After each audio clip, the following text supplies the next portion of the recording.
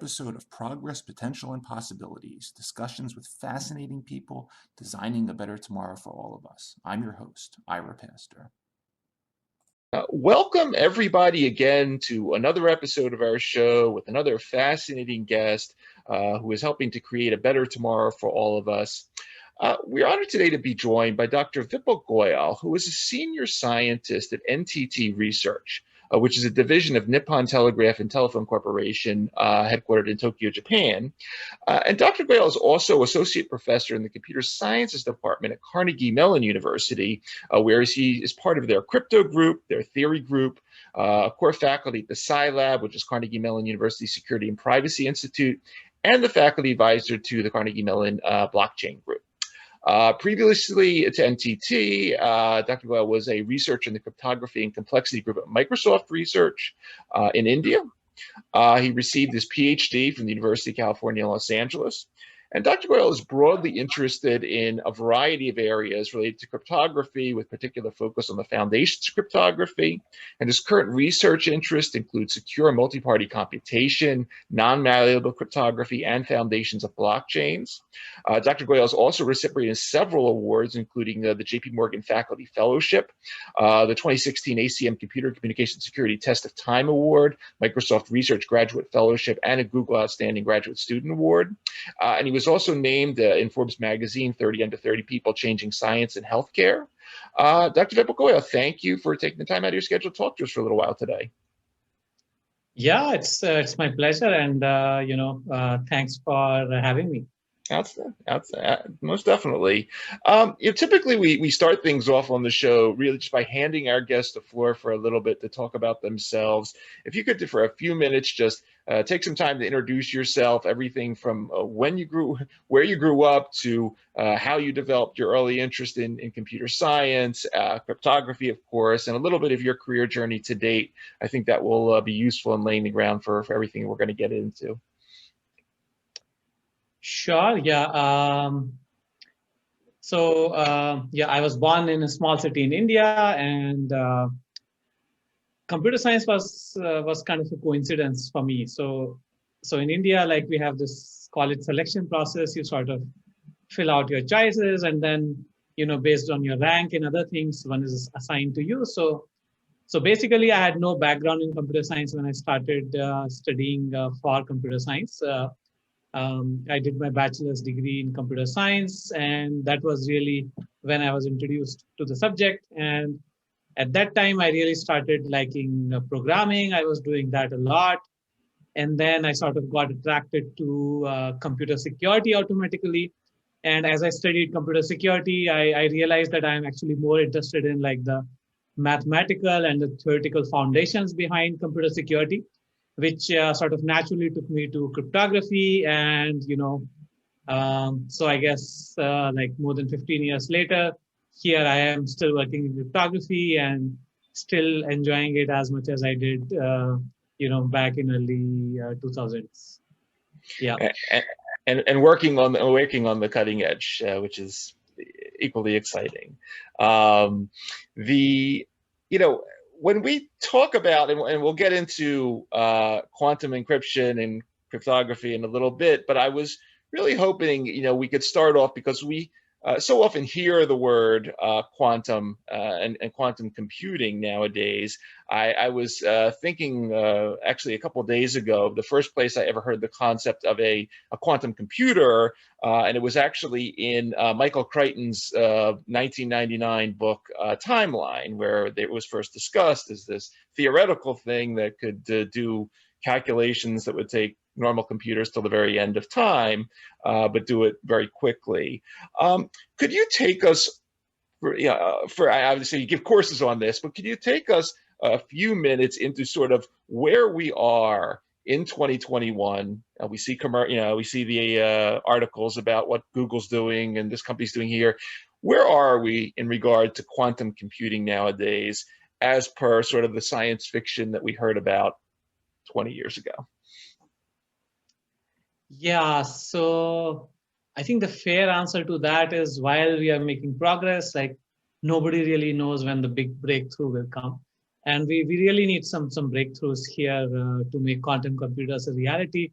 But the good news is, breakthroughs are happening at a small scale, and we are moving faster and faster towards making quantum computers a reality. And my guess is that we are still like maybe 5 to 10 years out from having a useful quantum computers which can beat classical computers at like useful things. And once that happens, I guess as a cryptographer, that's something which is very significant, because a lot of cryptography is based on what is known as the factoring problem. Factoring problem, it's very easy to describe. You have two large numbers, you multiply them, you give the result to somebody, and you ask that person to factor and recover the two original numbers. So that's supposed to be a very hard problem. Mathematicians have studied this problem for like 300 plus years, and they still don't have any good algorithms. And in 1993, Peter Shor, who is a scientist at MIT, he showed that if one could construct quantum computers, you could solve the factoring problem very quickly. So this means that there are several algorithms which are used widely over the internet, one being RSA, and there are many more based on elliptic curve cryptography and so on. So all of these crypto systems would end up becoming insecure, would end up falling against quantum computers. So as a cryptographer, once we have a quantum computer, sort of everything changes, right? So that's the bad news if you're a cryptographer. The good news is that, cryptographers, they are aware of this problem. They are working to solve this problem. And we sort of have very good solutions based on many things. One is known as lattice-based cryptography and several other problems. So we sort of have developed the next generation of cryptographic tools and techniques, which we can immediately deploy as and when quantum computers are constructed. And take us then, per some of these concepts into when you talk about sort of the theme of quantum encryption today, is sort of exactly what we're referring to. And at the same time, I know you use the term quantum adversaries, and I'm just interested, does that only imply an adversary in the future that has a formal quantum computer, or are there other types of adversaries that you could explain to us that are causing problems or creating things to cause problems today for these new forms of encryption that you're creating? Yeah, so quantum adversary typically refers to an adversary which has at least some quantum capability. Okay. It may not have like a full-fledged quantum computer. Maybe it's capable of sending like qubits or something like that, but it's not entirely a classical adversary. It has some quantum capability, and one can even build some kind of quantum adversaries even today. So they are not very effective because they don't yet have like a large-scale quantum computers. But one of the things that people are talking about is that there were some reports that like there are adversaries, even some nation states, and what they're doing is like they are recording your encrypted conversation, and they are just storing it for future.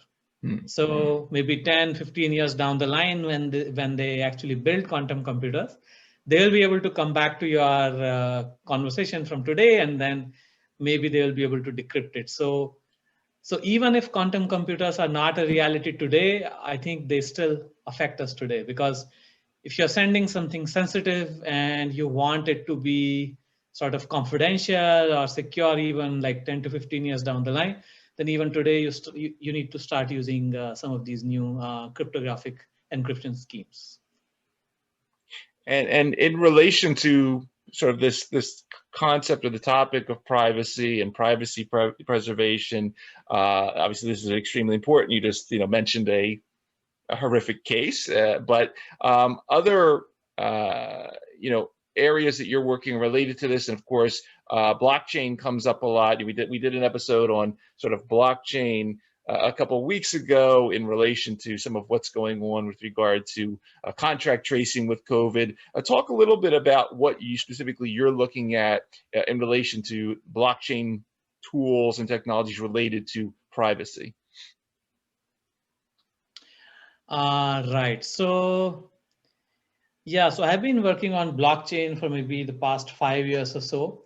And my interest is more in the foundational aspects of blockchains. Like there are two type of directions you can take. Either you can like build applications like new type of smart contracts and so on.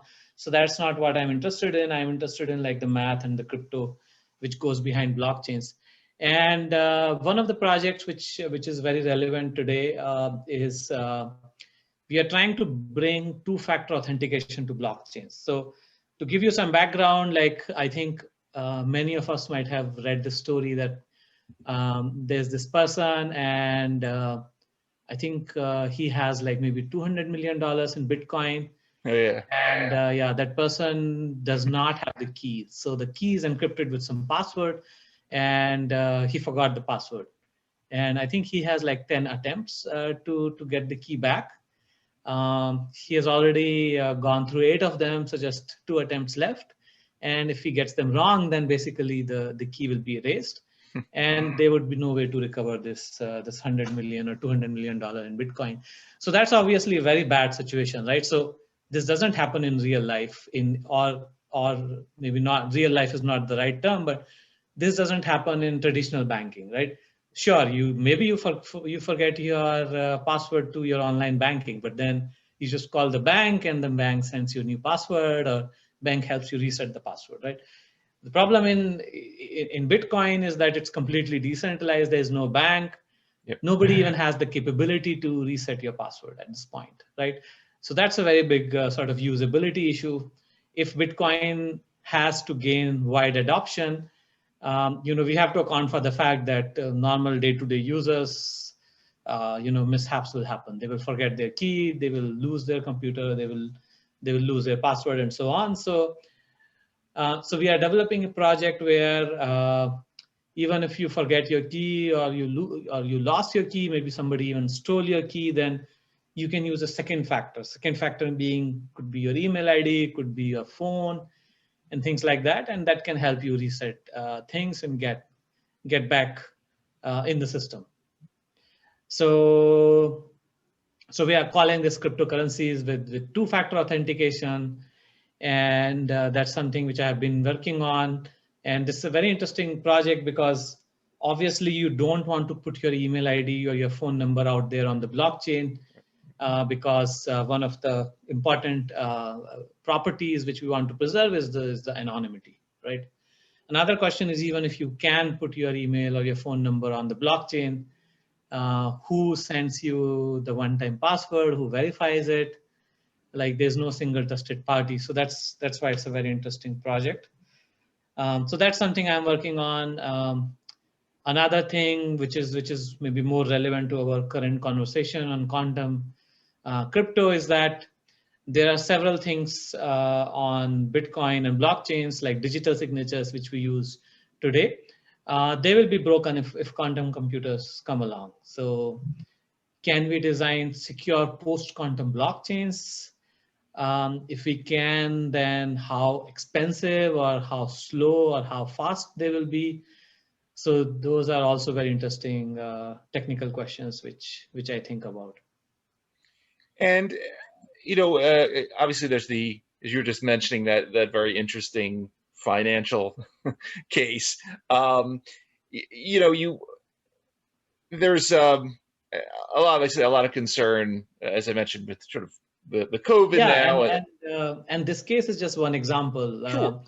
I've been teaching this topic, and like every time I give a different example. Like last year, there was an example where somebody had the secret key on this USB drive, and they accidentally threw the drive in the trash. I think this was in UK somewhere, and then they had like something like $150 million on that. And once they realized that, they found out where the trash goes to, and they wanted to hire a company to search the whole area where the trash was thrown, but the city eventually denied the search because trash is considered to be or could have some private information and things like that. So yeah, these kind of things have been happening in Bitcoin ever since it started. How about healthcare? Any interesting, obviously a major area where privacy is paramount. Any interesting sort of healthcare cases or applications that are top of mind that you specifically say, hey, this is going to be an extremely important use for quantum encryption tools sooner than later, whether that be in COVID, medical records, whatever the case may be? Yeah, so I'm very interested in the privacy of healthcare data because that is becoming more and more important.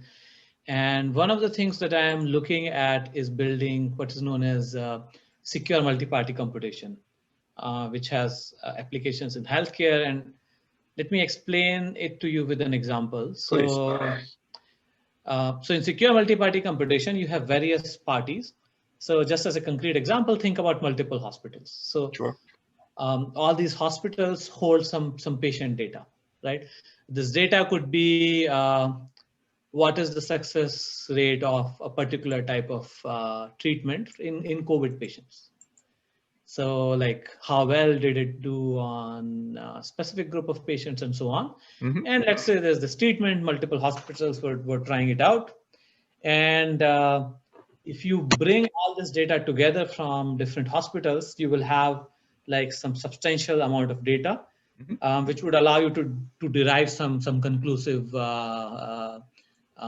some conclusion about whether or not this treatment is good or bad, right? But if you look at any single hospital, maybe the data is very little, like maybe 5 patients or something like that, right?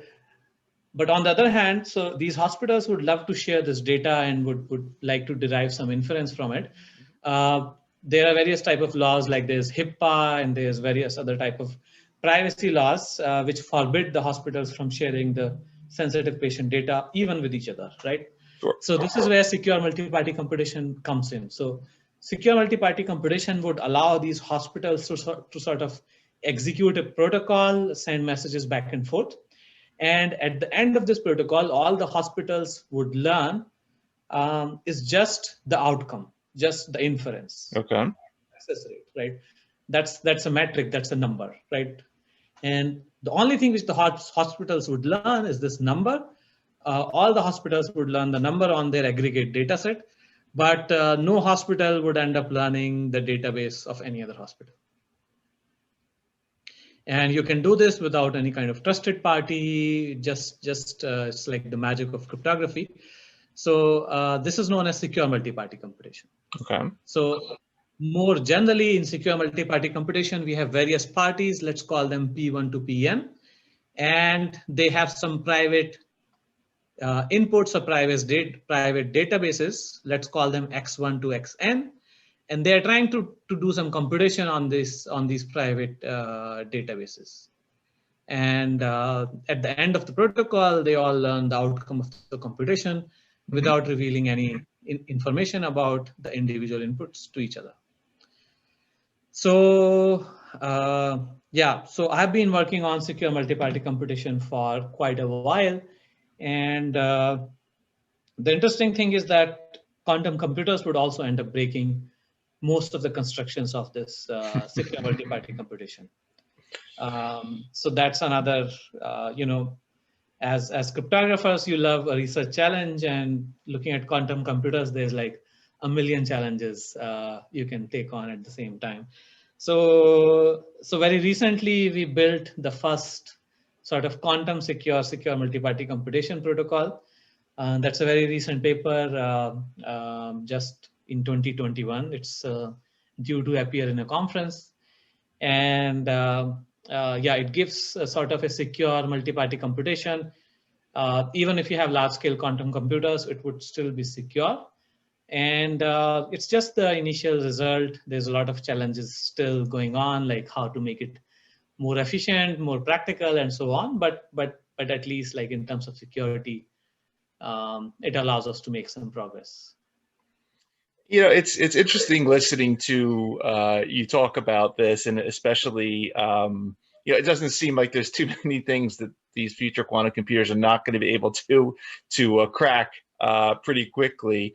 You know, a couple episodes ago, I was speaking with some people from the this group, the Future of Life Institute, where they go into these concepts, whether they be autonomous vehicles or artificial intelligence. I don't know how much they look at quantum computing now, but I'm just interested, like, as you discuss these issues, where does, and forgive me if this is too simplistic, but where does artificial intelligence and machine learning merge or compete with quantum computing? Are they two sort of separate things? Are they use one another? Because there's so much fear about sort of, the artificial intelligence and the machine learning doing stuff that we don't want them to do.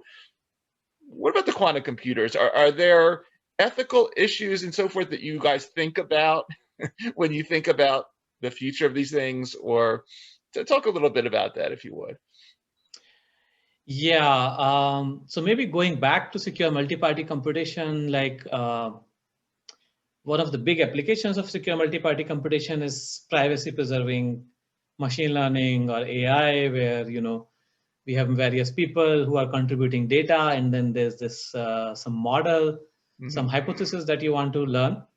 And secure multi-party computation has been touted as a solution to this problem. Right. And again, quantum computers would, as I said, would end up breaking that. So privacy and quantum computers, it seems like privacy in AI or privacy in anything, plus quantum computers, seems like that gives rise to an interesting puzzle, to which we, I guess, still don't have very good solutions to. For some of them, maybe we do. For some of them, we are still working on that. Now, what happens when, like, I guess another question one could ask is, if we have large-scale quantum computers, like, can we build AI machines, artificial intelligence, and so on, which is like radically, powerful, which could be good or could be bad. I think there has been some research on that, but the thing is that quantum computers, people think of these as like a very powerful machine, highly parallel. They can do search in all directions. At the same time, that's not entirely true. So to be honest, quantum computers have found some very like specific niches in which they will help, factoring and other cryptographic problems being maybe like the best known example. But I think in other areas, the theory of quantum computers still probably needs to be studied further to see what they can give. I'm sure that we will see a lot more of that because, like maybe 2 or 3 years ago, the interest in quantum computers was just not that much. It has exploded in the last few years. Sure. So I'm sure that in the next few years, we will see people doing like amazing things in AI and ML, even using quantum computers. In addition to obviously this cutting edge work that you do at NTT, you still teach, and one of the courses you teach at Carnegie Mellon is called Great Ideas in Theoretical Computer Science, and you get into all sorts of different themes in terms of complexity theory and game theory and so forth. I was just interested, do you think of sort of things tangential or beyond quantum as you are sort of thinking about the future? Are there other interesting computation concepts that we, obviously nothing confidential, but things that we don't, I guess, in the general public think about or know about yet that are exciting to you, looking out a bit? Yeah, if you look at that course is really for freshmen in computer science. So that sort of gives them like a broad overview of what theoretical computer science is all about. We start from the basics, like what is a Turing machine, what is a circuit, and then we do have a lecture on quantum computing. And maybe you were hoping for like a more exciting answer, but we don't cover anything which is more powerful than quantum computers because we just don't know of any such models and how realistic they are. We cover quantum computing. We cover like we start with sort of the weakest models first. We move on, we cover quantum computers, we cover cryptography, we cover complexity theory, and it's like a very broad course. We don't really go deep into any particular subject. I think it's very useful even for like somebody in high school. They want to learn more about theoretical computer science. They want to see if it is for them or not. I think the material from that course, much of it is online, can be very helpful for those students. I was going to ask that question next, actually, because we always get a lot of contacts after we do these episodes. I know I'm going to get it, especially on this episode where a senior in high school, a freshman starting out in college, you know, they're going to hear about this, wow, quantum encryption, and on all these just, you know, incredible concepts.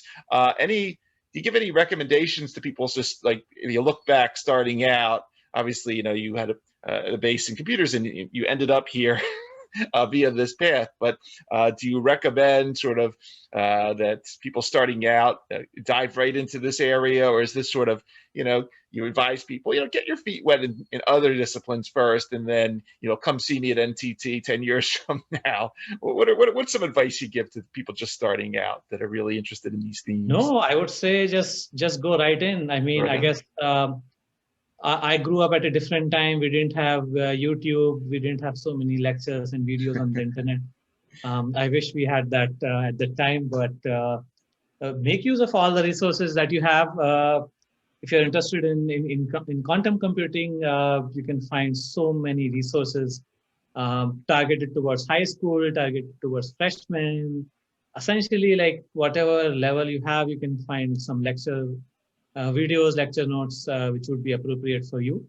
And what I would say is, it's important to follow your strength. Like you have two options. You are strong in something, you are weak in something else. So many people, they sometimes decide, okay, let me look at my weakness and let me remedy that. I would say, yeah, that's important. But even more important is follow your strength and just keep going as far as you can. You're interested in quantum, you know, keep going in quantum. Let's see how far you can go. And eventually you want to go where nobody has ever gone. And then you are essentially doing research. So maybe that's not realistic from a school student, but at least you can start your journey at that time. And I think it will help you decide whether or not it's for you. You can see what it really entails. It's very simple. Maybe once you read the news, it's easy to get fascinated by all these things. Sure. Quantum, that's what I want to do. But when you actually look at the subject, you know, day-to-day basis, do you actually like going into the nitty-gritties of the subject or not? That's very important. So, you know, the earlier you start, the more time you have to sort of go in a few different directions and see which one you like and where your natural strengths are. And leveraging that answer, I just curious. I know I've a couple months ago, I did an episode with the dean at the National Intelligence University down in Washington, and I asked a question about what makes a good sort of intelligence, you know, analyst. And I thought, you know, they have to be pretty good at, you know, statistics or certain areas of math or specific disciplines. And it was really surprising that it didn't really have much to do with that. They had a broad base of people in there, you know, an opera singer, somebody that, you know, studied Byzantine culture and so forth. Are there any, you know, as you see these students and then obviously involved in what you do, are there any surprises? In other words, can you be bad at math and be good at, you know, understanding, you know, the art, let's say, of encryption sciences? Or is it purely, you know, you got to be pretty damn good at advanced combinatorial mathematics? Yeah, so there are many areas in cryptography where you can contribute even if you're not good at maths. So one of the classes which I teach is called developing use cases for blockchains. So the interesting thing is that's a course which is like listed across 3 different schools in Carnegie Mellon. One being the School of Computer Science, other is the Tepper School, and the third one is like people from School of Economics. There's the Heinz School, which has economics, public policy, and so on. So many students within that school also enroll. So, and we end up having like almost a pretty even enrollment, like 1/3 from CS, 1/3 from business, and so on. And I would not say that these students have any like specific disadvantage. Like, of course, they do focus on other type of projects. Sure. It's a project-based class, so they realize where their strengths lie. Maybe more in building business models, maybe more in working in the incentives, which is very important in blockchains. But many of them, they end up doing a great job, even better than computer science student. Of course, computer science students are also great, but this, our class is an experiment. This really goes on to show that there's really a lot of scope for having diverse backgrounds and diverse point of views in many areas in computer science and in cryptography. Blockchain is probably one of the most obvious, but I'm sure that in other areas as well, you will be able to find, particular directions where you can contribute. Excellent. Final question, Dr. Goyal. Obviously, you've spent a lot of time in academia. You've worked for some of the world's largest companies. Just like, we usually wrap up with giving the floor back to our guests just to talk about some of the important mentors and influencers that you've met across your career so far that have been very instrumental in keeping you on this path, through its peaks and valleys.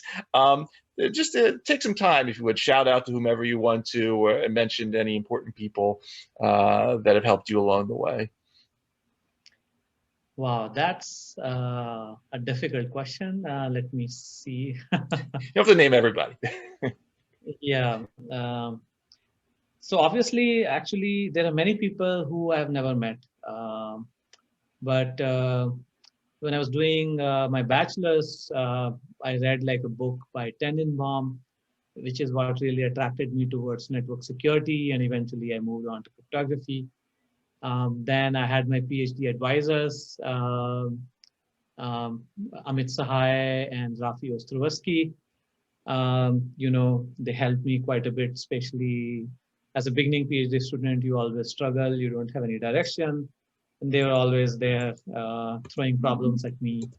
And nice, not like very difficult problems, but, nice problems which a student can think about.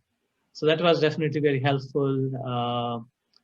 Going towards my family, my wife these days, she's an inspiration. She gives me strength to continue working in this area even after 15, 20 years. I'm able to focus. I tell her a little bit about my research, and I don't know if she likes it, but she pretends that she does. So that's definitely very helpful. Yeah, they do that, don't they? And then there are countless number of papers. Like there was this paper on zero knowledge, which introduced something which is known as zero knowledge, a very influential concept in cryptography. And that really drew me to theoretical cryptography, theoretical computer science. So I would say that there are a number of different researchers whose papers inspired me over time. Outstanding. Yeah, it's really fascinating listening to your story and your journey to date, and especially as it's, a lot of what you work on has to do, as you said, thinking about the future adversaries and what possibly is going to come your way, whether it's 10 years from now, 15 years, but getting ready. It's just really fascinating work, and wishing you and the team the best with it. For everybody that's going to be listening to this episode on the podcast or watching on the YouTube channel. You've been listening to Dr. Vipul Goyal, Senior Scientist, NTT Research, Associate Professor in Computer Science Department at Carnegie Mellon University. Dr. Goyal, thank you for taking the time out of your schedule to talk to us for a little while about what you're doing, and thank you for doing it. And as we say on the show, thank you for helping to create a better tomorrow, and hopefully a not that great tomorrow for the quantum adversaries that will be coming down the line. But it's very inspirational stuff. It's fascinating work, and really wishing you the best with it going forward. Thank you. Yeah, it was a pleasure.